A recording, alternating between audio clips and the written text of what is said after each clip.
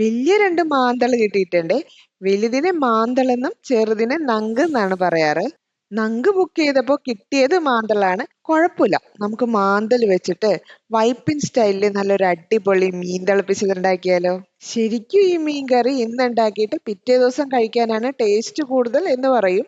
പക്ഷെ അതുവരെ നോക്കിയിരിക്കാനുള്ള ക്ഷമയില്ലാത്തോണ്ട് ചൂട് ചോറിന്റെ കൂടെ ചൂട് മീൻ തിളപ്പിച്ചതും മീൻ വറുത്തതൊക്കെ കൂട്ടിക്കുഴച്ചൊന്ന് കഴിച്ചാലുണ്ടല്ലോ അടിപൊളിയാണ്. അപ്പൊ എല്ലാവരും ട്രൈ ചെയ്ത് നോക്കണം. സിമ്പിൾ കറിയാണേ. ആദ്യം തന്നെ ചെറിയ കഷ്ണം ഇഞ്ചിയും പച്ചമുളകും ഒന്ന് ചതച്ച ശേഷം ചെറിയ ഉള്ളി കൂടി ചേർത്ത് അതും കൂടി ചതച്ച് മാറ്റി വെക്കാം. ഇനി ചട്ടിയിൽ വെളിച്ചെണ്ണ ചൂടാകുമ്പോൾ ചതച്ചു വെച്ച ചേർത്ത് നന്നായിട്ട് വഴറ്റാം. ശേഷം മഞ്ഞൾപ്പൊടി, മുളക് പൊടി, കുരുമുളക് പൊടി, ഉപ്പും കൂടി ചേർത്ത് നന്നായി വഴറ്റിയ ശേഷം തക്കാളി ചേർക്കാം.